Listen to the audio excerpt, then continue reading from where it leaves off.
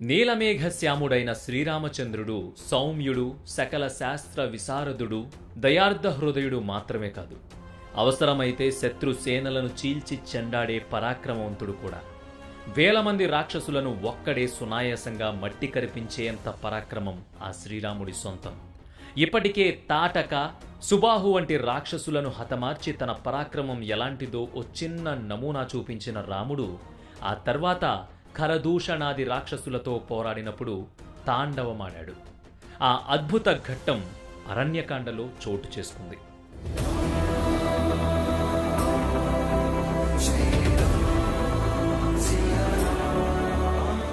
శూర్పణఖ ముక్కు చెవులు కోసి లక్ష్మణుడు ఆమెను వికృతంగా మార్చడంతో లంకాధిపతి సోదరి కారుతున్న రక్తంతోనే పరుగు పరుగున వరుసకు సోదరుడైన కరుడి దగ్గరకు చేరింది.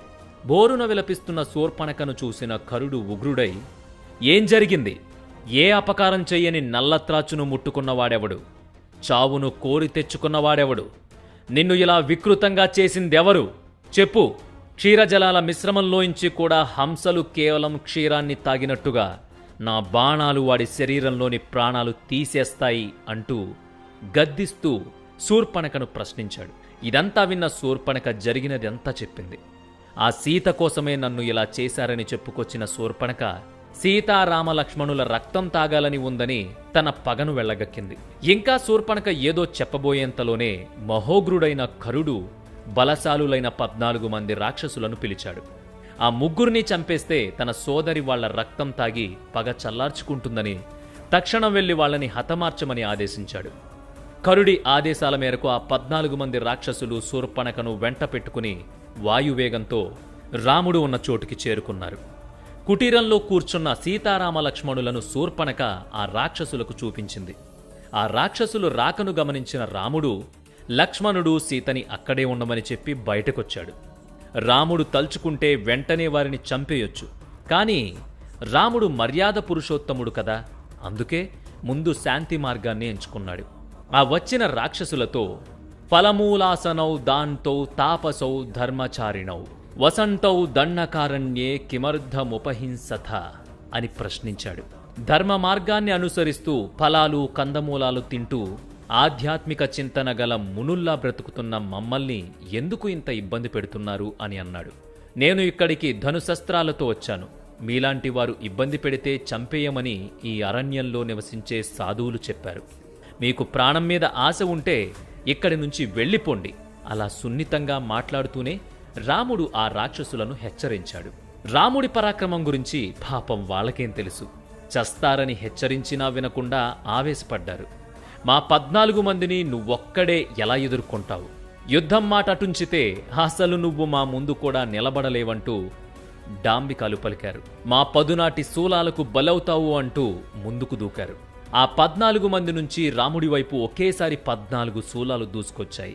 కానీ కనురెప్పపాటులో అవన్నీ చిన్న చిన్న ముక్కలు అవడమే కాక వెంట వచ్చిన 14 మంది రాక్షసులు విగత జీవులైపోవడం చూసి శూర్పణఖ తెల్లబోయింది.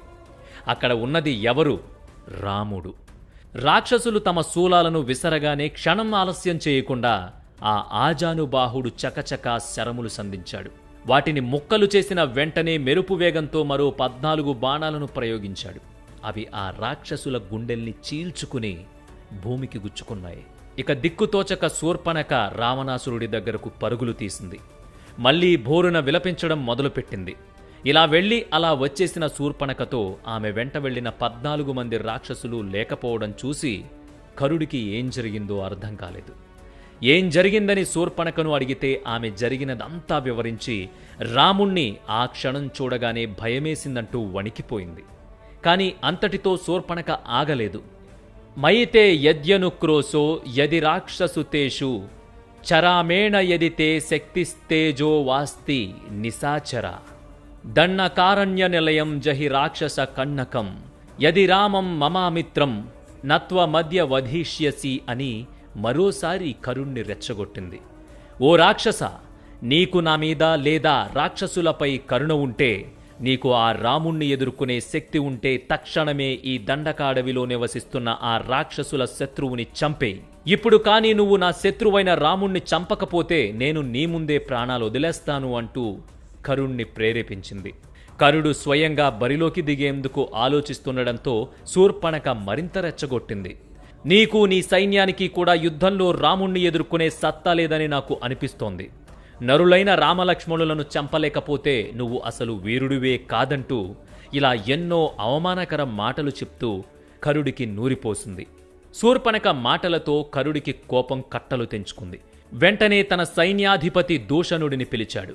నా ఆజ్ఞ కోసం వేచి చూస్తున్న 14,000 మంది సైన్యాన్ని సిద్ధం చెయ్యి. నా రథాన్ని సకల అస్త్రశస్త్రాలను తక్షణమే సిద్ధం చెయ్యి. ఆ రాముణ్ణి చంపడానికి నేనే స్వయంగా సైన్యానికి నేతృత్వం వహిస్తాను అని ఆదేశాలు జారీ చేశాడు. కరదూషణలతో పాటు ఆ 14,000 మంది రాక్షసులు రాముడి మీద యుద్ధానికి బయలుదేరింది. ఆ కరుడి సైన్యం రాముడి నివాసానికి దగ్గరికి వస్తున్న కొద్దీ వాతావరణం భయంకరంగా మారిపోతోందట. క్రూర మృగాలు, పక్షులు ఆ ప్రాంతంలో మూగాయి. పక్షులు, నక్కలు, రాబందులు, వన్య మృగాలు కరుడి సైన్యం వైపు తిరిగి ప్రమాద ఘంటికలను సూచిస్తున్నట్లుగా భీకరంగా అరవడం మొదలుపెట్టాయి. భూమి కంపించింది. నింగి నుంచి పిడుగులు, ఉల్కలు పడుతున్నాయి. ఇలా ఎటు చూసినా అపశకునాలను సూచిస్తున్న భయానక వాతావరణం నెలకొంది. అది గమనించి ఒక్క క్షణం కరుడికి కూడా భయం పట్టుకుంది. అయినా బయటికి మాత్రం ధైర్యవంతుడిలా నేను తలుచుకుంటే ఆ యముణ్ణే చంపేస్తానని డాంబికాలు పలికాడు. ఇలా గర్జనలు చేస్తూ రాముడి నివాసాన్ని కరుడి సైన్యం సమీపిస్తుండడంతో దేవతలు, గంధర్వులు, సాధువులు, సిద్ధులు మొదలైన వారు జరగబోయేది యుద్ధమే అని అది చూసేందుకు ఒకే చోటకి చేరారు. భయానక వాతావరణాన్ని గమనించిన రాముడు ఏదో పెను విధ్వంసమే జరగబోతోందని ఊహించాడు. వెంటనే లక్ష్మణుడితో, ఓ లక్ష్మణ, నా ధనుర్బాణాలు నన్ను యుద్ధానికి ఆహ్వానిస్తున్నాయి. ఇక్కడ పెను విధ్వంసం జరగబోతోంది, అందులో సందేహమే లేదు. నా కుడి భుజం అదురుతోంది, నీ ముఖం కూడా కాంతివంతంగా ఉంది. నేను విజయం సాధిస్తాననడానికి ఇవి శుభ శకునాలు అని ధీమా వ్యక్తం చేసిన రాముడు సీతతో సహా ఓ కొండగుహలోకి వెళ్లి తలదాచుకోమని సూచించాడు. అంతలోనే లక్ష్మణుడు కూడా యుద్ధానికి సిద్ధమవుతుండడం చూసి, ఓ లక్ష్మణ, నువ్వు పరాక్రమవంతుడివే కాని ఈ యుద్ధాన్ని నేనే చెయ్యాలని సంకల్పించాను అని రాముడు చెప్పడంతో లక్ష్మణుడు అన్నగారి ఆదేశం ప్రకారం వదినమ్మతో కలిసి అక్కడి నుంచి వెళ్లిపోయాడు. వాళ్లు వెళ్లిపోగానే అస్త్రశస్త్రములను ధరించి రాముడు యుద్ధానికి సిద్ధపడ్డాడు.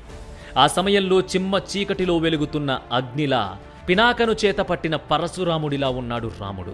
మరోవైపు కరుడి సైన్యం దుందుబి నాదాలు, సింహనాదాలతో అడవి అంతా దద్దరిల్లుతోంది. ఇదంతా గమనించిన వన్యప్రాణులు భయంతో పరుగులు తీశాయి. తన వద్దకు సమీపిస్తున్న కరుడి సైన్యాన్ని అంతటినీ రాముడు ఒకసారి చూశాడు. వెంటనే రాముడి ముఖంలో రౌద్రం ఆవరించింది. విల్లును ఎక్కుపెట్టి శరములు సంధించేందుకు సిద్ధపడ్డాడట. అప్పుడు శ్రీరాముడి ముఖం ఎలా ఉందో తెలుసా? తస్య క్రుద్ధస్య రూపం తు రామస్య దదృశే తదా దక్షస్యేవ కృతం హంతు ముద్యతస్య పినాకినిహ. దక్షయజ్ఞాన్ని ధ్వంసం చేసేందుకు పినాకను చేత పట్టి వచ్చిన రుద్రుడిలా ఉన్నాడట. ఇక బంగారు రథంలో యుద్ధబరికి చేరుకున్న కరుడు ఎదురుగా నిలబడిన రాముణ్ణి చూడగానే ఆవేశంతో రథాన్ని ముందుకు పోనివ్వమని సారథిని ఆదేశించాడు. తంతు నిష్పతితాం దృష్ట్యా సర్వేతే రజనీచరః నర్ధమానా మహానాదం సచివః పర్యవారయన్. కరుడు ముందు కథన రంగంలోకి అడుగు పెట్టడంతో వెంట వచ్చిన 14,000 మంది రాక్షసులకు కూడా ఉత్సాహం వచ్చింది. కరుడు రాముడి మీద దాడి చేసేందుకు సిద్ధపడ్డం చూసి ఆ 14,000 మంది రాక్షసులు రాముణ్ణి చుట్టుముట్టారు. కరుడు రాముడిపైకి 1000 శరములు సంధించి భీకర నాదం చేశాడు. ఆ వెంటనే మిగతా రాక్షసులు కూడా తమ చేతిలో ఆయుధాలను రాముడిపైకి విసిరారు. శూలాలు, కత్తులు, గదలు, గండ్రగొడ్డళ్ళు ఇలా రకరకాల ఆయుధాలు ఒక్కసారిగా రాముడి మీదకు రాసాగాయి. వెనువెంటనే ఆ రాక్షసులు మరోసారి శస్త్రవర్షం కురిపించారు రాముడి మీదకు. మరి ఆ సమయంలో రాముడు ఏం చేశాడు?